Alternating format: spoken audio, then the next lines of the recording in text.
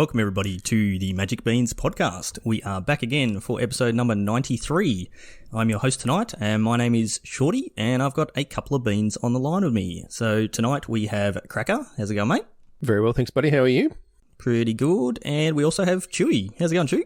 Oh, I'm feeling fresh after my week off. Great episode last week, guys. Thank you. Yeah, well, I mean, you did the solo one the week before, so we like to sort of share the load around here a little bit, where we can. Doesn't always work, but we try. We do try. I guess that's the benefit of having a million beans that can jump on and record a podcast. It was always the plan, right? It was always, if we yes. had a group that, that meant that with family commitments and things like that, if one of us couldn't do it, then it wasn't like we were going to miss, and, it wasn't a big stress on anyone. So, yeah. Works out well. And I think Chewy, your day improved when I swung past your house on the way home and dropped off some shiny things. Look, my day improved when I got to see you, mate. Absolutely. But you also had some things relating to the league finals, which we'll probably might mention a little bit in this episode. Yeah, but, we might mention it. Yeah, just once or twice. Yeah. There's some of the things that we're going to give away on stream, which is pretty exciting, and I'm looking forward to being part of that and giving that away, and maybe the winners will let me open them and show things off. So I'll just love. I mean, they don't have a choice now. We've kind of got to the point where it's like, yeah, okay, you won. Okay, cool. We're cracking the pack before you even get to say. Yeah, exactly right. Exactly. Everyone enjoys it more. Exactly. So speaking of awesome prizes like that, Cracker, do you want to tell everyone where we got them from? Absolutely. We got them from our wonderful sponsors, Josh and Pat's MTG Bazaar. They are a Facebook auction page, and they do nightly auctions of Magic cards, singles. Sometimes they do them in groups as well, and you can just go and bid and pick up some sweet bargains. There are many cards up every night, usually like in the range of 200 plus kind of thing. So it's not like 5 or 6. There's a lot to choose from, and you can absolutely snag yourself some very sweet bargains. And they do premium auctions on the weekend with kinds of crazy packs. They're my favorites. They're so pretty, man. So we've got some, you'll find some collector booster goodies in there, like etched foil fetch lands and things like that. So if that tickles your fancy, go check them out and let them know that the bean sent you when you win an auction. Very good. I know old mate Polywaffle's been getting in on the fetch land market and trying to get that hashtag MTG finance stuff going, buying them up wherever he can. He's, they always say you buy real estate and you never sell it and it always goes up in value. I think he's taking that to the extreme with buying some lands in Modern. So we'll see how that works out for him, but good on him. You've when you were back in the office, Cracker, you got to crack open some of these, which was a bit of fun. We did, yeah. It doesn't get old, actually. Like, just cracking these boosters and you're just like, oh, look, it's a, foil scolding tarn. That's very pretty nice. Ridiculous. Yeah. What hurts is then going, here you go, Polywaffle, here's your foil scolding tarn. Not really, because I know that at some point he'll just let me play it in a deck I'm borrowing from him. Yeah, that's fair. That's fair. Fine, it's all good. Yeah. It's a good mate to have. We do keep him around for a reason. Yeah, that's it. Absolutely. So tonight we're going to do a focused episode on KCI. Oh, hang on, no, I'm reading that's in the list of topics that we're never going to talk about. So no, tonight is a focused episode on, as Chewy mentioned, our D&D League Finals. So if you've listened to any of our podcasts over the last 2 months now, seen any of our streams, all that sort of thing, we've been running our D&D leagues as we do for every set release. Sort of every set release this year. We've got a bit of a weird situation with the Innistrad sets coming up, but 4 leagues per year. And yeah, this is the D&D league. So we ran through a group stage, round robin group stage, cut to a top 16 for our finals, put them into a double elimination bracket, and we've whittled that top 16 down to 8 players remaining. So we have 4 in our upper bracket, 4 in the lower bracket. And yeah, we'll be running the finals this weekend on stream, as we've done in the past. A lot of fun. Doing it completely remotely again, thanks COVID. So tonight we're going to run through the deck lists. We're in a weird state or spot in Standard. We've got rotation coming up in 2 weeks' time, I think. We've got a standard that people have not been super happy with, but that hasn't stopped our players from coming up with some pretty good decks. So we're going to run through those, talk a bit about the matchups, talk about the deck choices, the individual card choices, and get everyone all prepped for the stream this weekend. So, Chewy, you've done a bit of breakdowns on the decks for this week. You can take it away and tell everyone what we've got. Okay, so do we just want to talk about the deck archetypes and then we'll run through the lists? I guess just run through what the archetypes are that we've got, and then we can go through some lists. Yep, so no surprise, we have some Winota decks. Winota Joiner of Forces is well represented, with 3 of the top 8 competitors registering decks with 4 of Winota. Yep, they're all 3 of the Naya version, I believe. Yeah, yep, so choosing not to go just the Boros version, or the Lawhold version, depending on when you started playing the game. And I was actually proud of myself that I still remembered Lawhold as a term. Yeah, I never would have got that. I'm disappointed that you did. I know Prismari. Exactly. That's about it. Just because of the command, right? Yeah.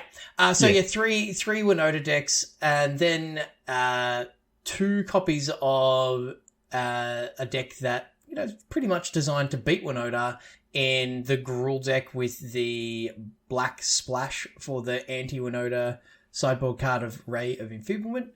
We'll talk about that a little bit. We've got a Teamer Luca, so like Teamer Adventures, but with Luca and Coma.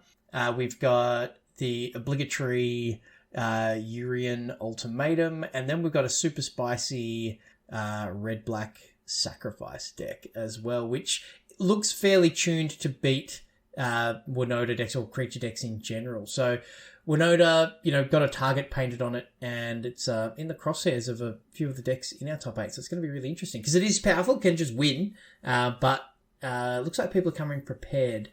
So is there a deck there, Cracker, that is like a notable omission from the top 8? Something that you would expect to see? I know I'm asking Cracker because Shorty would have said, I can't believe people aren't registering 18 snow-covered mountains. But is there anything there, Cracker, that you think is a surprise that isn't there?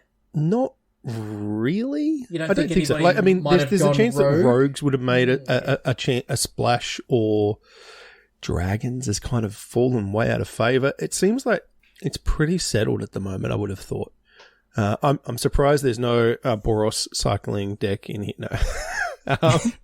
I think cycling's doing all right at the moment. It actually probably is. There's a lot of counter magic kicking around. Yep. There's no mono white. Yeah. No mono the mono green white either. decks have got bad matchups, or not bad matchups, but an unfavourable matchup against the Winota decks. Yeah. But they match up really well against the Adventures and Urian decks. So, but if you're expecting a lot of Winota, which we've got, you'd want to probably steer away from mono white. Yeah, definitely. Yep. All right. Well, let's get into some of the lists. So, yeah, you said, Chewy, we've got 3 Naya Winota lists. So there's not a huge amount of difference between them, but let's have a look at those first, and we can discuss the cards and see what we think. Absolutely. So JDS Walker, Aragoth, and the AV Cable, otherwise known as Tom D, have all registered 4 copies of Winota Joiner of Forces. As you said, there's a couple of minor differences between them. Mainly the numbers of Selfless Savior and a couple of other sort of numbers, and then there's some differences in the sideboards as well. But so Cracker, you've played against Winota a little bit. What's your feeling on the inclusion or exclusion of Selfless Savior in a list like this? I think if you're expecting a lot of interaction, Selfless Savior is like a super, super good card. It's a 1-drop. It protects your things. It's, it triggers Winota, most importantly, right? Like, it feels like it's sort of exactly what you want to be doing on turn 1 if you're not playing a Sentinel. So I'm a little surprised that Tom D doesn't have any. But yeah, it's certainly it's just an annoying card to play around as well. Just giving things indestructible. If it's out there and you're like, well, at least I can hold up a removal spell for Winota, and they've got a Selfless Savior out, then you need 2 removal spells or whatever. So it definitely makes playing around things, just more difficult. It's just more interaction. So it means your deck is less efficient, right? Because you want to have a removal spell for an important card, and perhaps a key card, and you have to like trade down on mana often, or have 2 removal spells. So it asks a pretty specific question. Do you have 2? Can you kill my Selfless Savior, and can you then kill the other thing that you're trying to kill, be that a chariot or a cat alack, or the most played 4 mana 4/4 standard at the moment. So yeah, it does a lot for the deck, but we've mentioned it before, and probably many times, that if you're expecting mirror matches, being the bigger deck could be the it is always the right thing to do.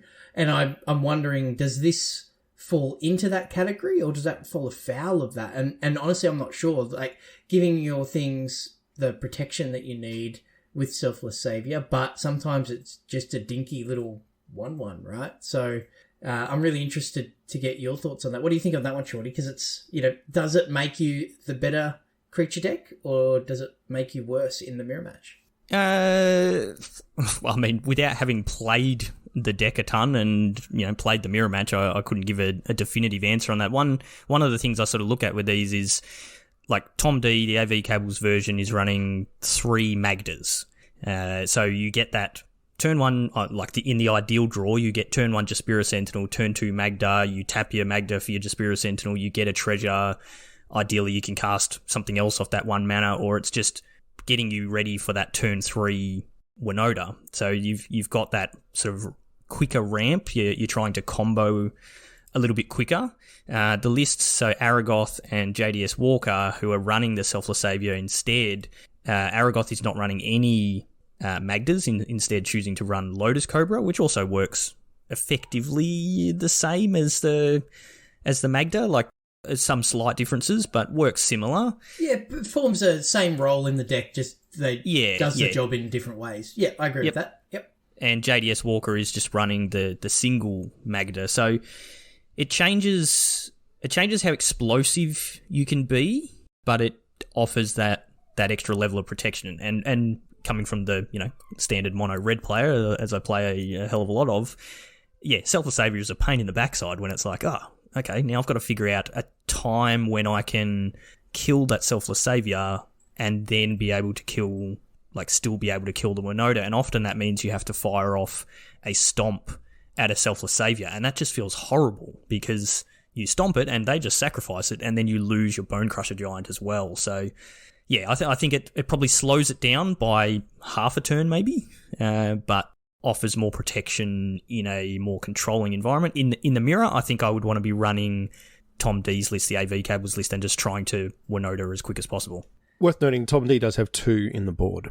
Yep. He does have two Selfless Saviors chilling in the sideboard, ready to go. So not the full contingent, but yeah, he's definitely values it post board. The other big difference with Tom D's list, the AV Cable, is 4 Bone Crusher Giant. And in the main, and none in the main for either of the other 2 decks. Both got some number in their sideboards. JDS has 1 in the sideboard. Aragoth has 2. Yeah, but 4 in the main for AV Cable. So yeah, the Tom D's list is the list that I think I've seen the most of on ladder. This seems to be sort of the stock. Maybe this is just like the best of 1 version, because that's all I play. And the others look like they've tried to pre-meta game for potential mirrors and things like that. So absolutely. Yeah. And you talk about pre-meta gaming. JDS Walker has 2 copies of Ox of Agonis in the main deck.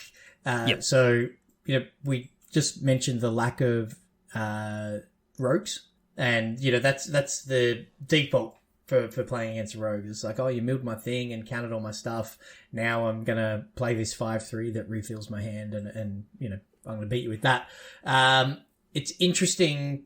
It will be interesting to see how often that gets sided out, or whether that becomes, a really good call in this meta.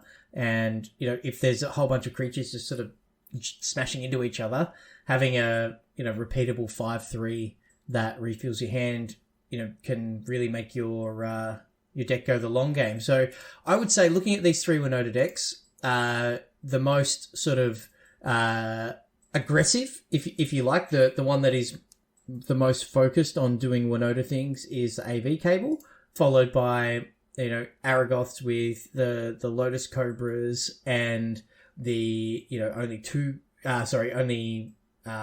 copies of Minsk, Tangled Florahedron to make sure that always hits that land drop, is sort of somewhere in between, and JDS is kind of more in it for the long game.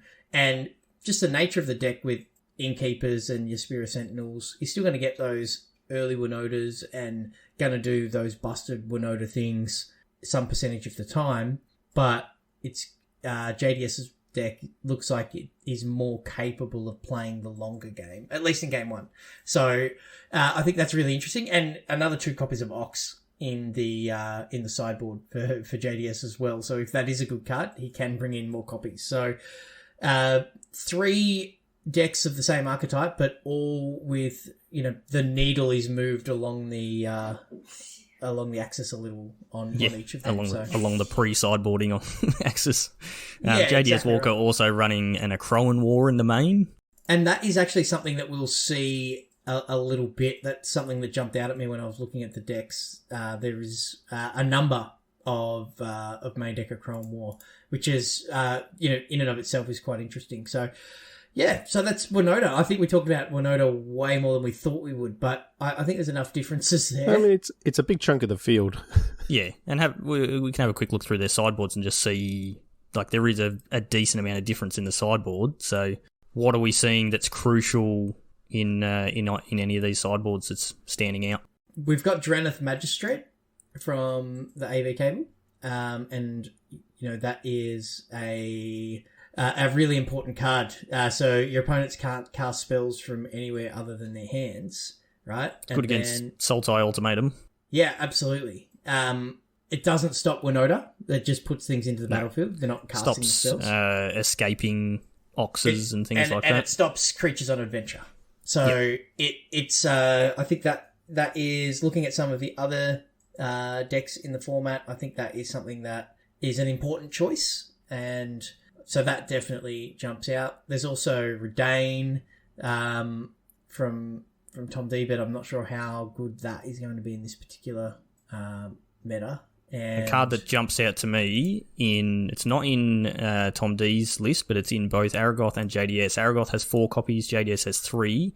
Archon of Absolution, which is, can anyone remember what that does? It's 3 and a white for a 3/2 flyer. It's pro-white, so good at blocking a lot of the humans from the Winota list.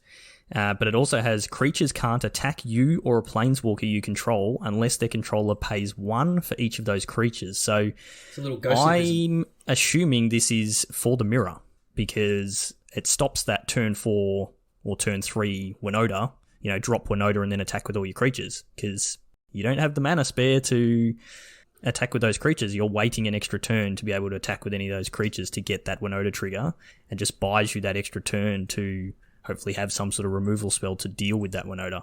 And it's a non-human, so it triggers your Winota.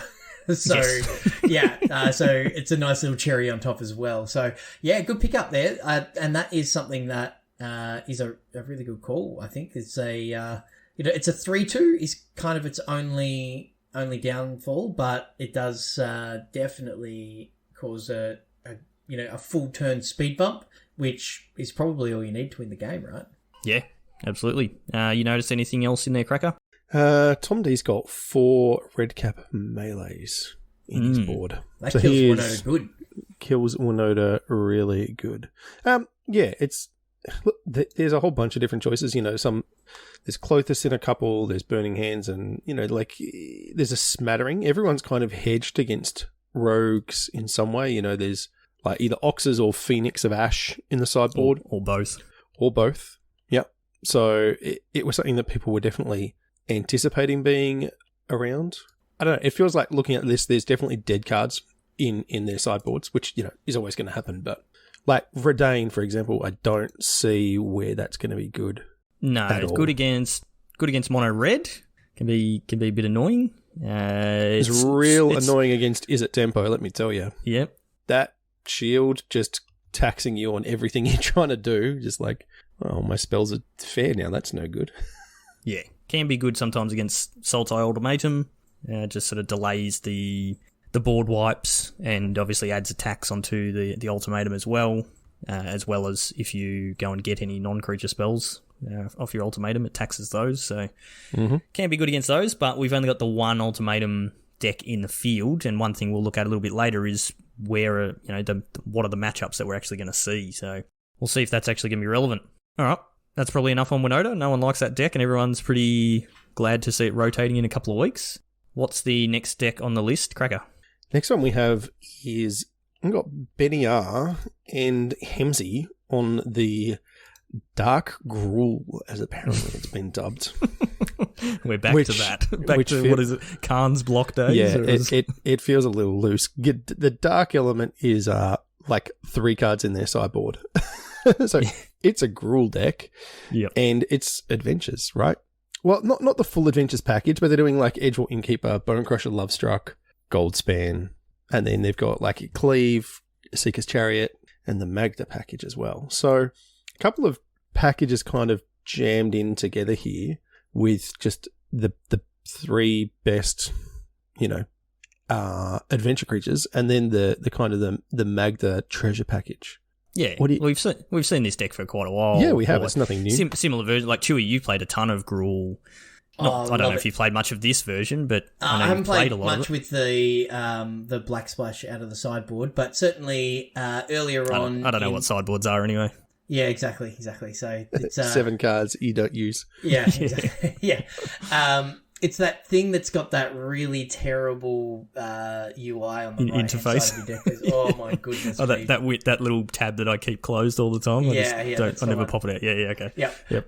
But yeah, look, this is just kind of except for probably mono red, the default just like creature beat down Embercleave deck, right? So it's got a good mana engine, so which lets it go a little bit bigger. So it's not as low to the ground as the mono red deck, but with the Sentinels and the Magdas, you're able to generate that little bit more mana. The Edgewall Innkeeper lets you generate a few more cards, which lets you hit things like a Seeker's Chariot and Goldspan Dragon. And most of the decks in this top 8 are running a Seeker's Chariot, the Cat Alak, and it's a, you can play that thing on turn 3 and it can take over the game pretty quickly, which, combined with, the Sentinels, the tokens from Lovestruck Beast, the Innkeepers, you can get an Embercleave for 2 red mana pretty quickly.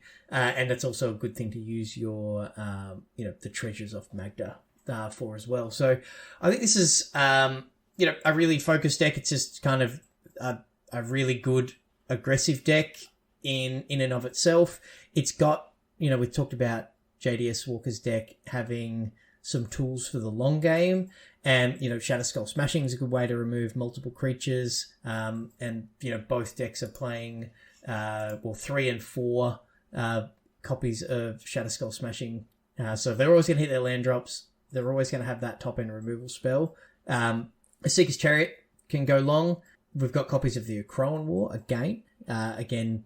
Just a really good card and something can win the game on its own, but is a little bit expensive at 4 mana. But having the mana engine that you get from Sentinel Magda lets you do that. And something that I played a fair bit of in mono green throughout the group stage of this league is Ranger class. And that does so much more than just making a creature big. The level 3 on that is actually legit. It lets you play the long game in what is essentially just a creature deck. It lets you find just more and more threats. And when you've got like an Innkeeper going, you're finding, Bone Crusher Giants and Lovestruck Beasts, they're just drawing more and more cards. So if the game does go long, that's a really powerful thing to do. In the past, these decks used to run Great Henge, I believe, like Hemsey has 2 a or 3 copy. Great Henge. Yeah, Hemsey's still gone with 1, but Great Henge sort of served that purpose as well. It was like, okay, drop your Lovestruck Beast. Next turn, you play your Great Henge. Gaining life is always nice, but it was just that extra card draw, and your creatures are coming in that little bit bigger than your opponents.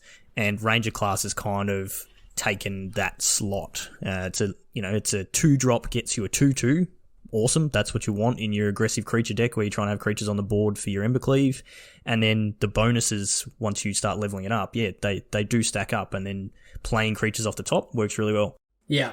In the mono green deck, I was playing Henge and Ranger class, and that was pretty sweet, I've got to tell you. It felt a little bit like Runaway Steamkin and that enchantment. Yeah, Frenzy. Yeah, yep. Frenzy. Yeah, it felt a little bit like that. Yeah, it was enjoyable.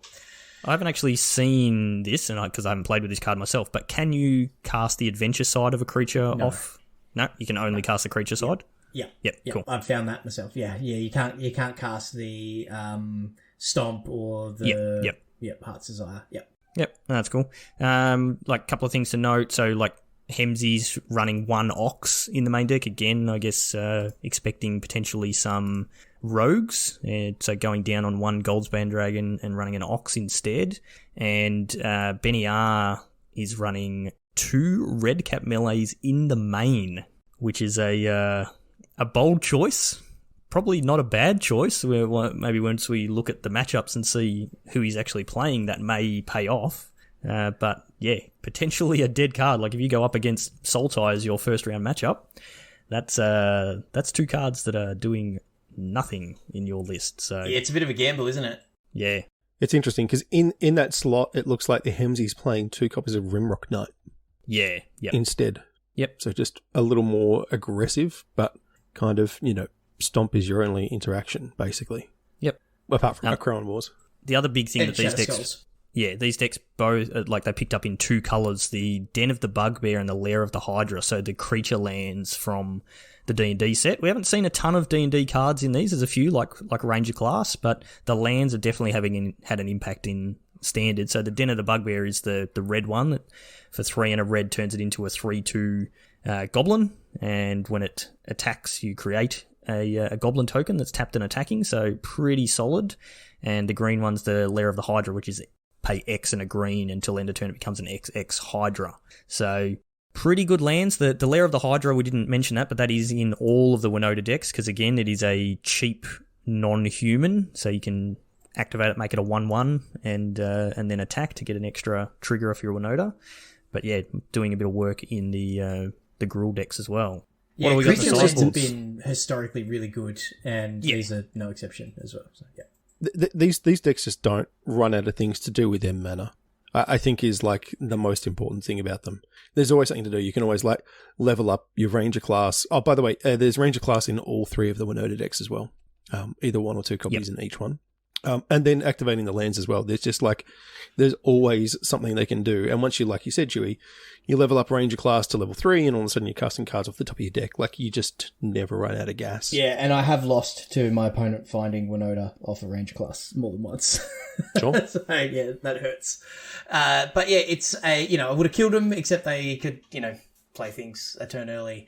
And, card advantage in, Naya creature decks.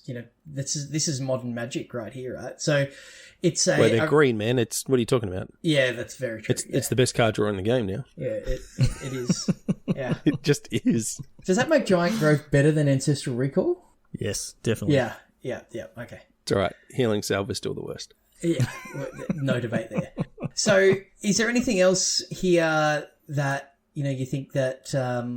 in the sideboard with Benny and Hemsey that will make it a bit of a splash here. Obviously, Ray of Enfeeblement. It's the dark thing, right? It's why there's black mana and also, the treasure tokens from Magda for the Ray of Enfeeblement. Yeah, which just straight up deals with Magda. So for those who might not have seen it, Ray of Enfeeblement... Sorry, wait, yes. It also kills Magda. It does kill Magda, yeah. I don't know that that's what you want to be doing with your Ray, but, you guess you can. So 1 black for an instant. Target creature gets -4/-1 until end of turn. If that creature is white, it gets -4/-4. So 1 black mana kills a Winota. Made sure I got the right card name there. So you said there's black mana off, Sentinels and Magdas. How else are they casting this, Cracker? Of their pathways. They have got a playset of the Blightstep pathway, which is the black-red dual land. And they've got the Darkpaw as well. Oh, yeah, they are playing the Darkpaw as well. Yeah, of course. Yep. So it's free, right? because in game one, or when you don't need black mana, you just play the side. Well, they're just mountains or forests. Yeah. Yeah, exactly. So yeah, it's a really interesting take, and obviously one that's done really well. And we saw multiple copies doing of this deck or this archetype in the ESL finals the other week as well, and that's it's a powerful strategy. And you can often just leave a black mana up against your Winota opponent, even if you don't have Ray of Enfeeblement, and you can bluff it. You've always got to respect it. Yep. Yeah, exactly right. Yep. The other big thing to point out with the Ray of Enfeeblement is because it is -4/-4, it gets around the Selfless Savior. Yes. Selfless Savior gives a creature indestructible, and -4/-4 doesn't care about indestructible. The Winota will still die. So that is I think that's the big reason. Like looking at Benny R's list, he has no red cap melees in the sideboard. He's just got the 2 in the main, and that's it. But the three Ray of Enfeeblements. Hemsey's gone for a bit of a split. It's still got the same totals: 3 Ray of Enfeeblement, 2 red cap melee. But I think the Ray of Enfeeblement is sort of really what you want to be bringing in for that Winota. Yep, absolutely. And I might have mentioned it, but 7 Asika's Chariots across these 2 decks as well. So I have a question. What is Masked Vandal in the sideboard for? Because I had to look it up. It's 1 and a green for a 1/3. It's a common from Kaldheim, and it's a changeling. It says, when Masked Vandal enters the battlefield, you may exile a creature card from your graveyard. If you do, exile target artifact or enchantment an opponent controls. It's pretty good at Is that there just for chariots? Chariots for Ranger class. Okay. There may be, we don't have any in this top 8, but you could get like some Doom Foretold brew going or anything like that. So, but yeah, I think it's a pretty good answer to Chariot. Yeah, it's just not instant speed. It's an answer. I don't know if it's good. Yeah. But I guess you're trading up on. Yeah, well, you play Chariot, you get cats. And you can block because it's a 1/3 instead of a against. Yeah, it's okay. All right. Yeah, it's interesting. There's a lot of sideboard cards in here for. Yeah, that's what I was going to say. Like, looking at Hemsey's sideboard, we've got 3 Ray of Enfeeblement. Yep, awesome against Winota. 2 red cap melee, awesome against Winota. 2 Burning Hands can actually be very good against Winota. That deals 6 to the Chariot if you want to kill that, or it just deals 2 to all the small stuff that's going to attack and trigger Winota. Embereth Shieldbreaker can kill the Chariot. Masked Vandal kills the Chariot. Crowan War steals your opponent's Winota. Like, that's 11 cards or something out of the sideboard. Hemsey has come prepared. And that preparedness is why he's our, end boss. He's our reigning champion. So, yeah. But Benny R has a not dissimilar strategy. He's got Shredded Sails instead of the Masked Vandal, which is, I played this in the cycling deck back in the day. But instant speed, it's a shatter. 1 in a red, destroy an artifact. It also deals 4 damage to a target creature with flying, which may or may not come in handy. But again, pretty good against rogues. Pretty good against Goldspan Dragon. Or against Goldspan Dragon, absolutely. Or you can just cycle it away, right? So, effectively modal, it's straight up modal card there, which is, destroy an artifact, plummet, or draw a card. So it's a similar role to Masked Vandal, but instant speed. Yeah, I like sales. Yeah. I'm not a fan of the Masked Vandal. It seems like an odd choice, and plus you have to have something in the graveyard. So if none of your things have died, you have to have a creature that's dead in your graveyard. Yeah, and we all know what conditional removal things are like. It's not great. Yeah, nope. So there might be something else that it's there for that we're not seeing, but who knows? Hemsey might make us eat our words on the weekend, and this usually card will does. be pivotal. Usually does. That's true. Yeah. All right. What's the next list, Chew? Plunks. Who is... So we're into our unique decks now, and Plunks has registered Teamer Luca. So we've got the Adventures package. So Innkeeper, Bonecrusher Giant, Brazen Borrower, Lovestruck Beast, but also Llanowar Visionary ×4 and 2 Coma with 3 Luca Coppercoat Outcast. So you can turn any one of your adventure creatures or the Visionary into, a giant 6/6 legendary serpent. And some chariot, and then just good cards, right? So there's Disdainful Strokes, pretty good against Winota, pretty good against ultimatums and chariots. And then some removal spells in Fire Prophecy, which also puts your combers back into your deck so you can get them out with... Yeah, very, very crucial. Yeah, absolutely. A Prismari Command, which is a really versatile card. Some ways to win the game outside of your adventure creatures in a Seeker's Chariot and a Chrome War. So I like this deck in that it is Team Adventures, but instead of just having the Goldspan Dragon and Alrund's Epiphany on the top end, it's got more of a combo element to it. And yeah, it's a really interesting sort of take, and I'm really interested to see how this is positioned in, what the metagame that we've talked about so far, being 5 decks playing Jaspira Sentinel and various numbers of Magda, is just going bigger and comering people going to be enough for Plunksy here. So I'm not sure. Was it Thor's Chris Hemsworth, I think, who played this list in the last finals? Sure did. And we definitely saw a couple of games where got that Coma out on the field and it just took over the game. Like, it's very hard to kill. And once you get a couple of serpents there, it's just like, yeah, okay, I'm you can't attack me, and I can just keep, well, when I get to the point where I'm ready to go, I can just tap down your board and just kill you. And it just completely took over the game. So very, very powerful card.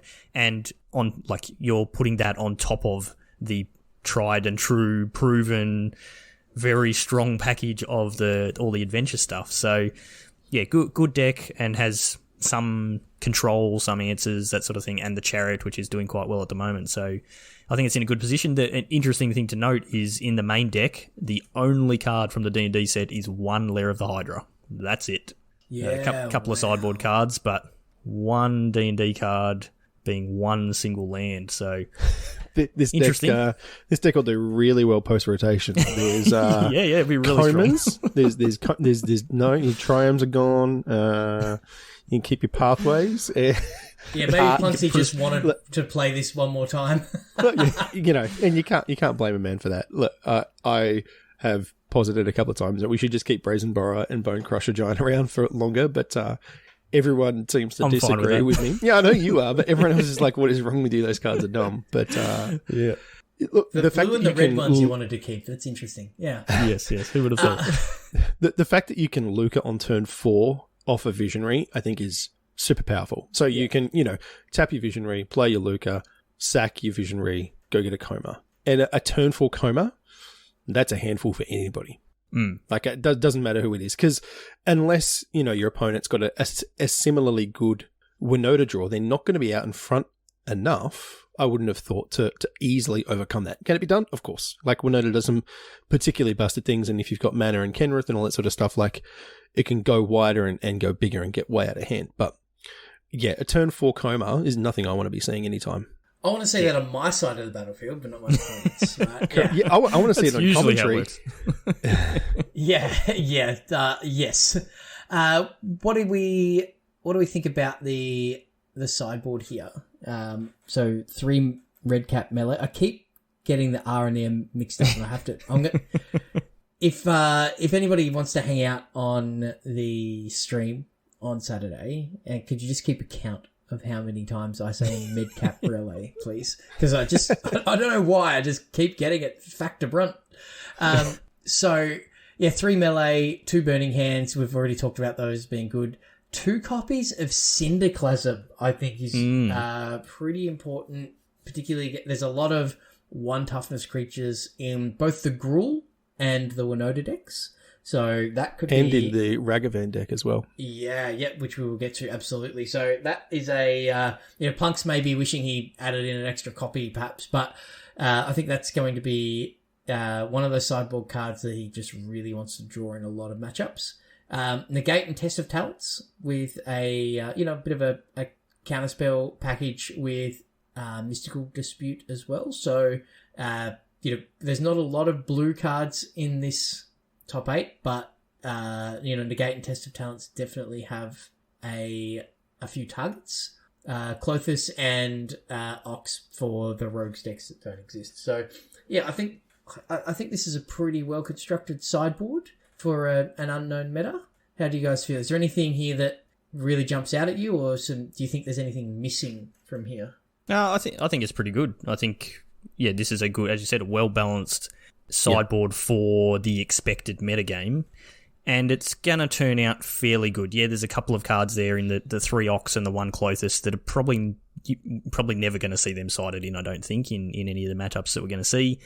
The Disputes, Negate, Test of Talents, they do have the potential to come up. I did have a quick look at the schedule and the bracket setup, and there is the potential that Plunksy can go up against the Sultai Ultimatum list if both those players were to win their first round. So if that were to happen, he's going to be very, very glad that he's got those cards in the sideboard. I think the rest, like the Red Cap Melees, Burning Hands, Cinderclasms are all good. They've all got their places, and they're all going to be handy for a lot of matchups in this bracket. So, look, J-Mud's not going to like me saying this, but I reckon it must feel pretty amazing to Test of Talents and Emergent Ultimatum. I reckon if you get away with that one, you'd feel pretty good. Yep. That's living the dream, isn't it? Yeah. Yep. All right. Well, speaking of J-Mud, I've got to say, I'm pretty disappointed. He's gone to the dark side. This is the list that he's submitted. So, J-Mud, shame on you. Shame on you. No. What do we got here, Cracker? Well, speaking of things that everyone's just like so thrilled and not staying around, the Yorion piles. This is the Emergent Ultimatum deck. And, it's an 80 card special. And having looked through it, I mean, there's 80 cards, so I can't say that I know everything. It looks like they all do. So you've got the standard Ultimatum packages, right, with Valky and... however you say that, Karavik. Karavik. Yep. No. I was thinking of the Praetor, which I've gone blank on now. The green one. Vorinclex, yeah. It's the Phyrexian art version in our deck list here. And then, Elrond's Epiphany and just like those kinds of things. It does look like he's gone quite heavy on sweepers. We've got 6 sweepers in the main deck. Pestilent Haze, Shadow's Verdict, and Extinction Event. So he's definitely ready for the smaller creature matchups. And then, it's just a lot of interaction, right? And ramp. And ramp, that's what the deck is. It's interaction, ramp, and win conditions. Pestilent Haze is a good addition to this deck in the, Winota metagame. And, looking at the decks that, have been submitted, Pestilent Haze is going to do a lot of work. And definitely. I'm just checking the sideboard. There is not any more copies, but adding Karavik the Spiteful, which for those who don't know is a card from M21, so it will rotate, and it is I remember talking about this on the cast when we were going through the preview season. We're like, this might see some play in sideboards. Never did I think it might rock up in a main deck anywhere, but that's the beauty of playing 80 card decks. You can squeeze things like this in, I guess. So black and 2 for a 3/2 legendary creature, human warlock. Other creatures get -1/-1. So just call back to Knight of Souls Betrayal. Yeah, Knight of Souls Betrayal. Yeah, from the Kamigawa block. But Mini Elish Norn. Exactly. So, but if you look at the other deck lists that we've spoken about, be they the Gruul decks or the Winota decks, and even a number of the cards in Plunksy's deck, in the Luca deck, a lot of stuff dies to this thing. So I can tell you now, Mono Red does not like that card. No, well, you can just like stomp it and move on with your life, I guess. But state-based effects mean you don't get a chance to respond, man. Like it hits the battlefield, you still lose everything. Die. Yeah, so it's effectively the 7th sweeper, but it is one that you can tutor up with your ultimatum if you want to. Yeah. So J-Mud's got that option. It's got the normal. Package of,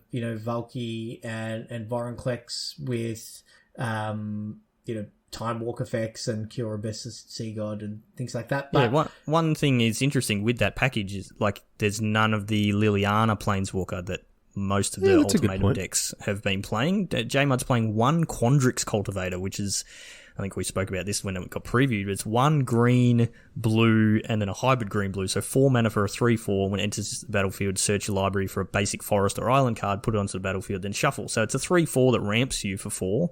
But yeah, it seems to be playing that in place of the one of Liliana that sometimes comes up as... is replacing the Liliana perhaps as well. I've seen the Cultivator in these lists randomly, and I guess like the deck's playing 4 copies of Cultivate, and you're an 80 card deck and you want to draw Cultivate, right? So the next best thing we've got is the Cultivator. So that might just be a concession to playing 80 cards and wanting to draw your key ramp spell. Yeah, also doesn't die to Shadow's Verdict, doesn't die to Pestilent Haze. So if you're wiping the board, you can still leave yourself with a 3/4 creature on the field. So yeah, and in the world of Stomp and things like that, a 3/4 can be annoying for creature decks as well. So yeah, it's a one of, but I think it also speaks to the package of 2 Poly K, 3 Elder Gargaroth, where J-Mud's list is less combo control and is more mid-range with sweepers. So, pulling a Shorty and playing a creature deck with sweepers. But yeah, I think that's a concession to Winota. It's like, if I don't draw a sweeper, I've got one of these creatures that's going to, buy me some turns till I do.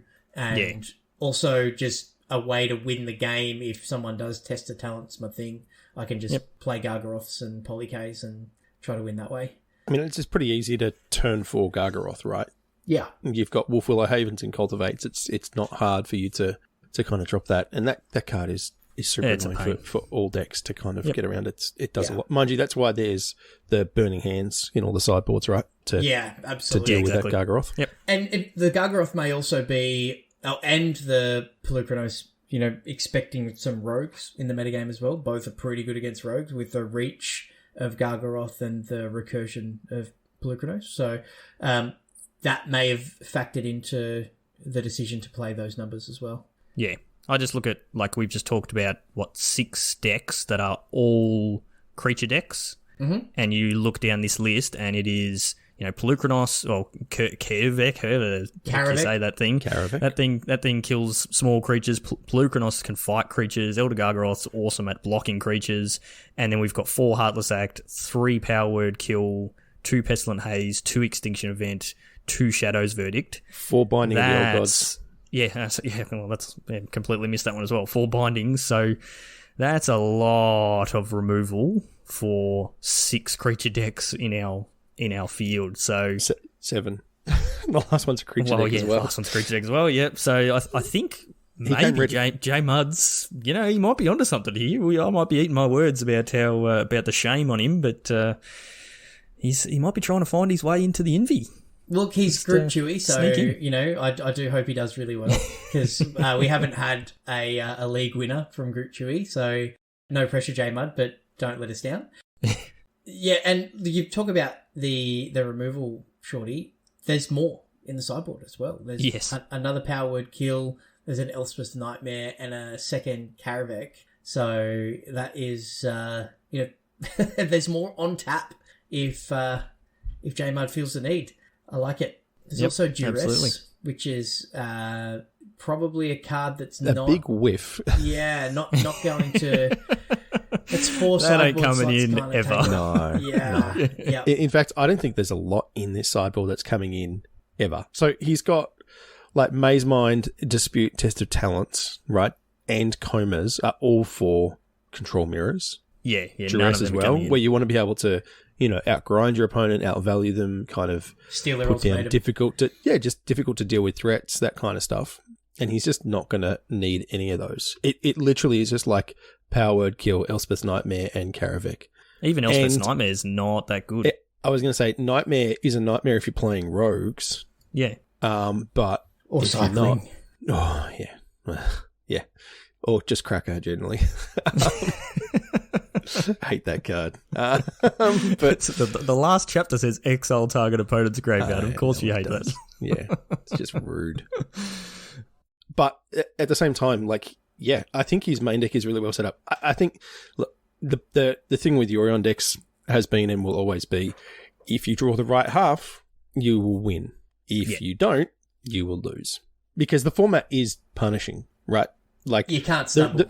The reason why these Winota decks are doing so well is they put so much pressure on from turn 2 that you just need to, make sure you're hitting all of your land drops and all your interaction. And if you get a little bit behind, there's no catch up, right? It's very difficult to kind of regain that loss. I mean, he's got the tools, if you can hit your extinction event, then like you can definitely get back in it. But the deck does need to line up right. And I guess you're leaning pretty heavily on what Omen of the Sea is kind of your only fixing, if that makes sense. Your card draw. Selection. Your selection. That's what I'm looking for. Yep. That's kind of it. So, yeah. Get some triomes that cycle. Well, speaking of triomes, one of the things I'm worried... And Temple of Miladies. Yes. Yes. One of the things I'm worried about with J-Mud's deck, and to a lesser degree Plunks's as well, is the combination of triomes, Lair of the Hydra, and Fable Passage. Sometimes you get really awkward hands where just all your lands come into play tapped. And you're always kind of on the back foot. And that, like, Winota players just, like, lick their lips at that opportunity, right? Where they can just, get you. So that is something that, a little bit of luck will need to go J-Mud and Plunks' way, particularly in the Winota matchup on the draw. So that specific set of circumstances, their mana base could bite them a little bit, but when they're playing 3-color decks, that's the price you have to pay, right? Yep. All right, so one deck left, and we saved the spiciest for last. We've got Ragavan, or Squid Plays, as sometimes known by. I've never seen this deck before. Well, this version, I don't think. Actually, I might have seen it when, like, the D&D set first came out, but this is a red-black. We've got, like, a bit of the treasure package. It's like a sacrifice deck. What's going on here? Well, it answers a lot of your unspoken requests of having some more D&D cards on display here, considering this is the D&D League. Yes. But I've run into this a few times on the ladder, and it depending on what deck I'm playing, it can be a good matchup or a horrible matchup. And I think Ragavan may have made the right call here. So this is effectively red-black sacrifice, which something that you're pretty familiar with, Shorty. You generally add, cats and ovens and a whole other colour. Yeah, different version. Yeah. So 3 Shambling Ghast. Adventures Forgotten Realm Draft Common All-Star, which is, it's a 1-mana 1/1 zombie. When it dies, you can either create a treasure or kill an edge or innkeeper. Kalain, Reclusive Painter, is, I've first picked this card a few times, and so she is a red-black for a 1/2 elf bard. When she comes into play, you create a treasure, and other creatures you control enter the battlefield with an additional +1 counter on them for each treasure spent to cast them.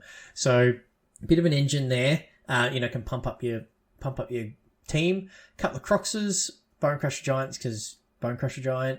4 copies of Woe Strider as a way to freely sack stuff. Orcus, Prince of Undeath, and I love this card. I've drafted this card a few times, and it's won me a few limited matches. So it is X2 red-black for a 5/3 flying trample. When it enters the battlefield, choose one.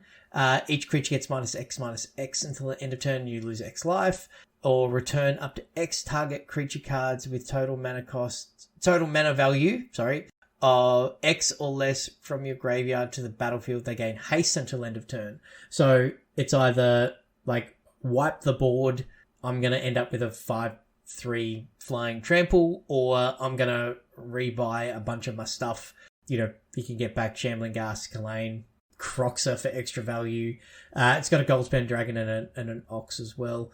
And it's got, Village Rites as a way to sack things as well with as well as the Woe Strider, but Village Rites is, also draws cards. So yeah, this deck's very, very cool, and I think it's well positioned. It could have Ragavan's taken a big swing with this. This is things needed to line up their way for this deck to be well positioned. And against Winota, I think this just might be a really good call, and they've set themselves up, main deck Rave Enfeeblement to be really well positioned in this metagame. What do you guys reckon? I'm not a big fan. What do you think, Cracker? I want Ragavan to live the dream of having a Goldspan Dragon out and then just Orcusing back like 10 mana's worth of stuff.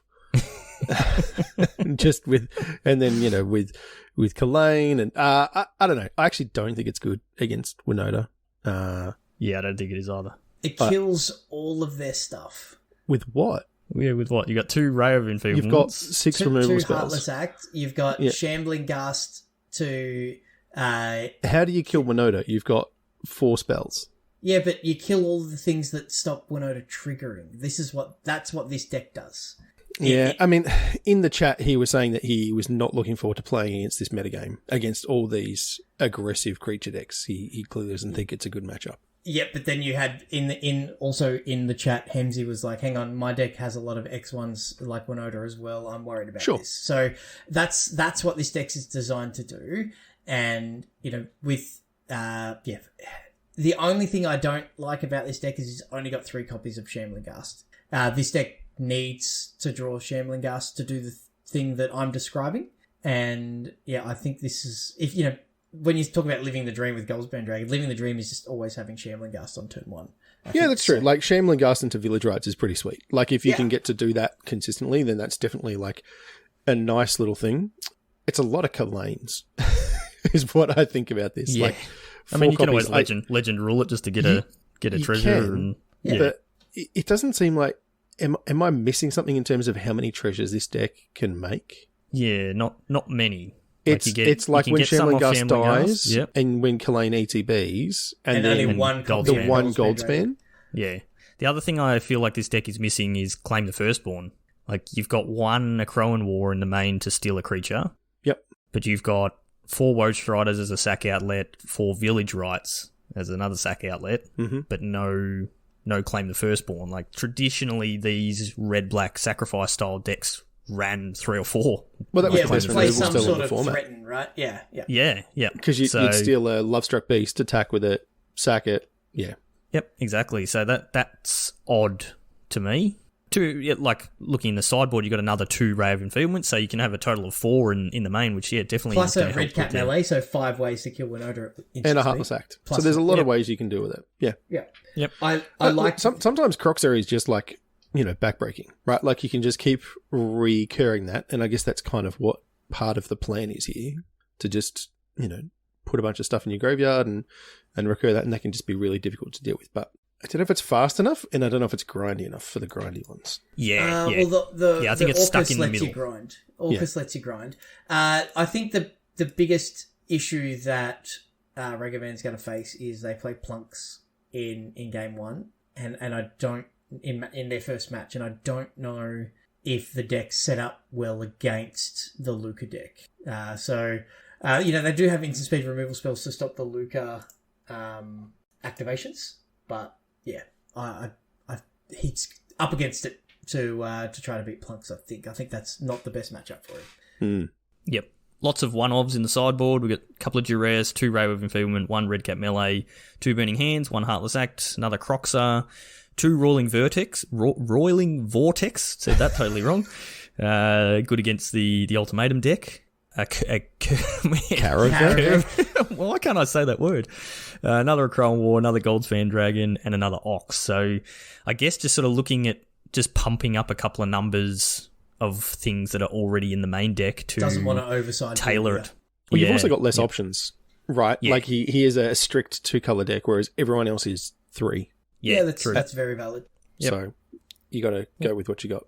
So it'd be interesting to see. Might prove you and I wrong, Cracker, and Chewy will be sitting there. Yeah, look, I think the deck looks cool. I just don't know how well it will do. Yeah, against what everyone else is doing here. That's I've got my faith in your squid.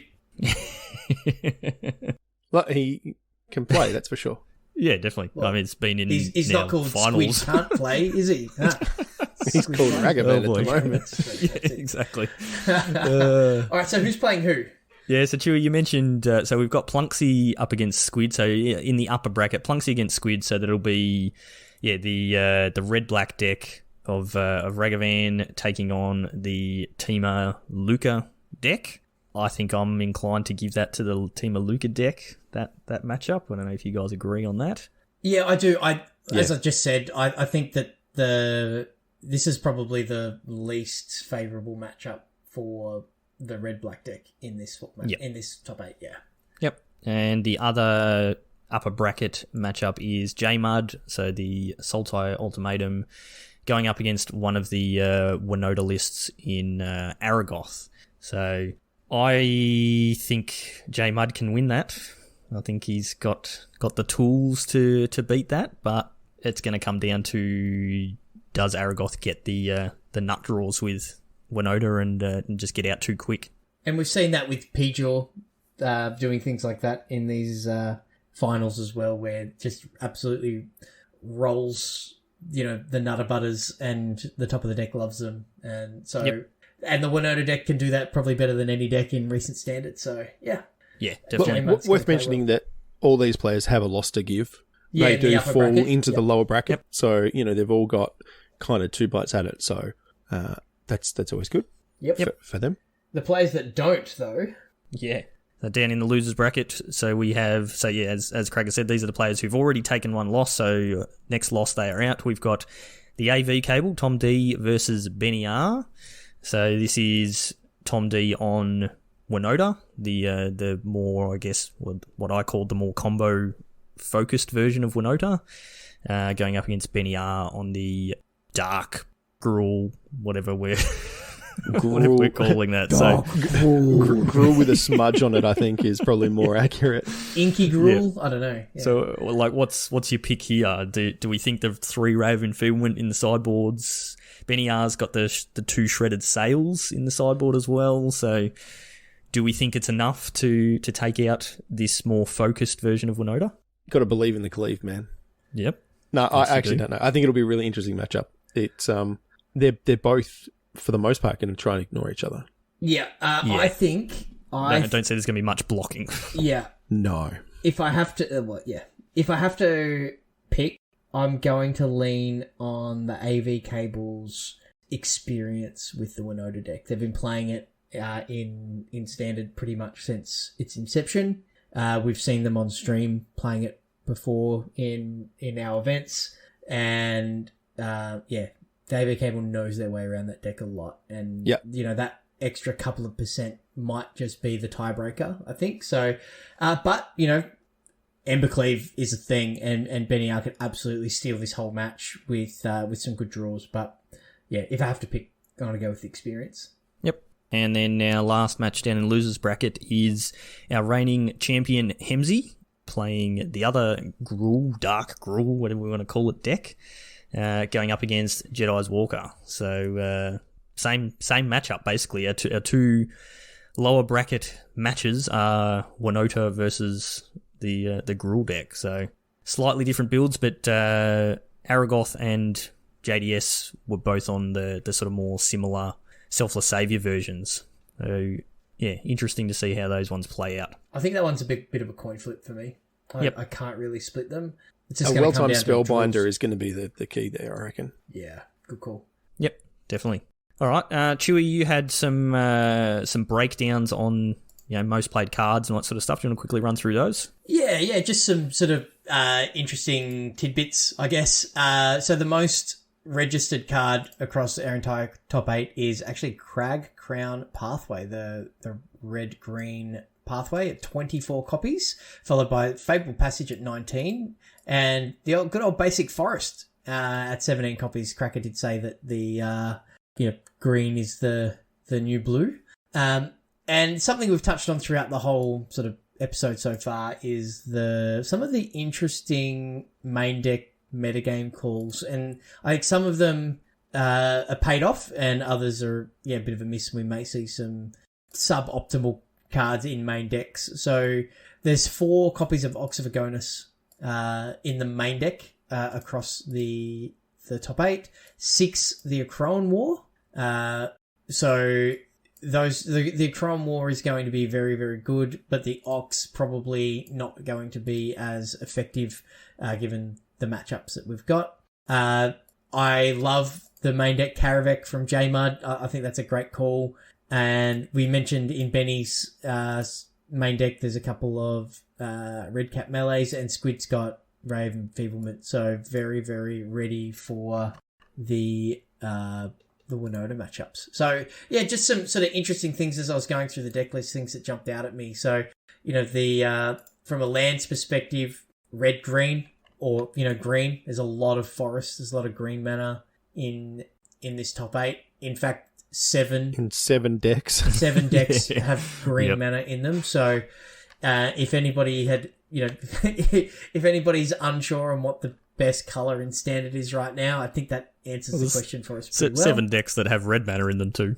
Exactly right. Yeah. Yep. So, and that makes sense that Crag Crown Pathway. Oh my goodness, that's the new Blackcleave pitch to me, Cracker. 24 copies, right? So that's a lot of that land. So yeah, it's just really interesting, and some of those things I think are going to be really, really good calls, and then some of those things like the Oxen may very well get sided out very, very quickly, be the first cards cut when we move to sideboarding. Yep, very good. But either way, we've got a pretty good field. Like, I'm quite happy with this. There was definitely the potential to get to this finals and literally just have like 8 Winota decks and just be saying the same thing every time for each match. So well done to the players. They've managed to come up with some good lists and create a little bit of diversity for us. So hopefully that will lead to a good stream. So yeah, that stream is on this weekend, this Saturday. So, like, this is Thursday night when we're recording this. In a couple of days' time, hopefully you get to listen to this before you watch, and it will be kicking off at 11 a.m. Australian Eastern Standard Time, so Melbourne time, 11 a.m.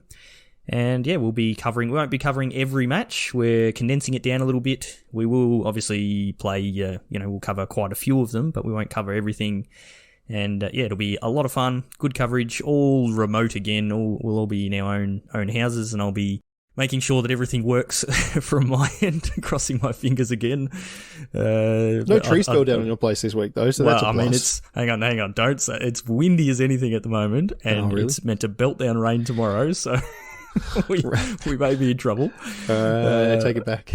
Yes. So we'll see what happens. It'll be fine. I'm sure it'll be fine, but it'll be a lot of fun, as it always is. And yeah, we'll have a ton of giveaways. We've got a whole bunch of D&D collector's boosters, thanks to Josh and Pat's MTG Bazaar for those. And we'll be divvying out the $500 in cash and prizes. So good fun. And the other thing we'll be doing is we'll be figuring out who our next invitational player will be, because whoever wins will get that invite. So who's it going to be? What's our prediction? You're making us do a call. I'm doing it. I'm actually. Wow! You got in right before me. I was actually going to get in first. I picked J-Mud last time. He let me down, but yep. I think he's going to draw the right half of his deck on Saturday.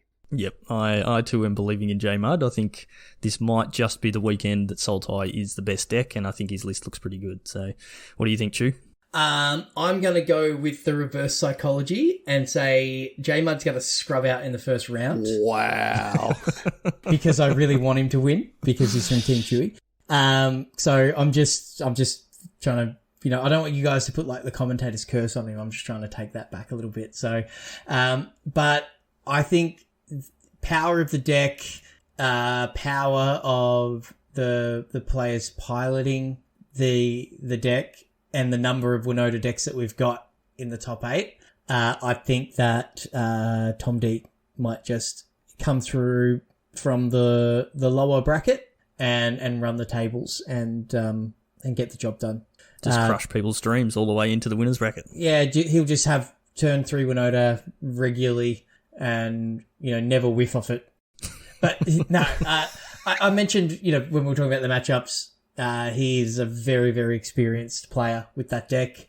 And yeah, I think if he leans into that, plus just playing, such a powerful strategy, just might be enough to put him over the line. And look, all of the players, like we've got 8 very good Magic players here. I'm really looking forward to, commentating on that, and for me to go, they should do this thing, and they don't, and they go and do something completely different, which turns out to be the right thing, and I look the fool. I'm really looking forward to that. So, it's it's stacked. The top 8 stacked, and when you've got good players with all of the best decks, experience has to be the tiebreaker. That's my decision, I think. But I hope J-Mud does fair enough as well. Yep. Cool. All right. So, that will be this weekend in a couple of days' time, 11 a.m. Melbourne time, streaming. It'll be a ton of giveaways, some awesome Magic being played, and probably some really subpar commentary. But hopefully it looks good and it'll run smoothly. So we'll cross our fingers and hope that no trees fall down and it all works out okay. Yeah. Question mark. Yeah. Confidence. Yeah. It will be awesome. We will have fun. Yes. Nah, come and join us. It'll be lots of fun. Hang out in the chat and get in on those giveaways. So that's going to do us for this week. Hope you enjoyed that sort of deep dive. I guess that's probably our last real look at Standard before rotation. And our next couple of episodes will be probably talking about the decks that were disappearing and what's coming up. So, keep an eye out for that. If you want to get in on these future events, if you haven't played in any of ours or we've finally sparked your interest and you want to jump in, the best place to do that is to be in our Discord. So the link for that is always in our show notes. Come and join us in there. We've got an awesome community going on. We will announce on the stream this weekend the dates for the rest of the year. So we have one more one-day event and one more league, as well as the Magic Beans Invitational. So we'll announce that on the stream. So keep an eye out for that. If you want to show us some support directly, you can buy some sweet Magic Beans merch, hoodies, t-shirts, mouse pads, all that sort of stuff. The link for the merch store is in the show notes. Go and check out our awesome sponsors that support these events that we do, give us all the prize support and all that, allow us to do the things that we do. Josh and Pat's MTG Bazaar. Just head to jpmtgbazaar.com.au, join up in the Facebook group and check out their daily auctions. You can find us on YouTube, Facebook, Twitch, and Twitter. All of those places, we are Magic Beans or Magic Beans Cast. Just search us up, you'll find us on there. If you want to find me on Twitter, I am at Peace Inc. Chewy, you are? At Chewy MTG. And Cracker? At JoelHill_.